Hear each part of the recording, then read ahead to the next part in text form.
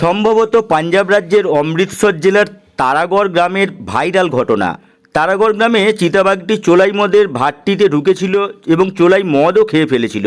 তারপর আশ্চর্যজনকভাবে ভুলে গিয়েছিল যে সে একটি বাঘ। দেখুন মজার ইতিহাস। ইতিমধ্যে সোশ্যাল মিডিয়ায় ভাইরাল হয়েছে এই ছবি, যদিও পিডি নিউজ বাংলা এই ভাইরাল ছবির সততা যাচাই করেনি।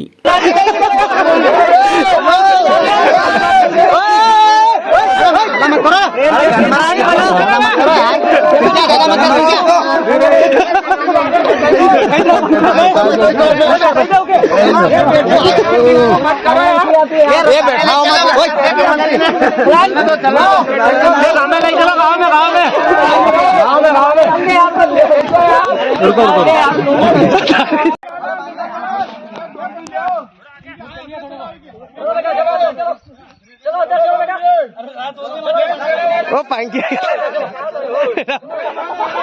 ओ मत कर रे ओ बस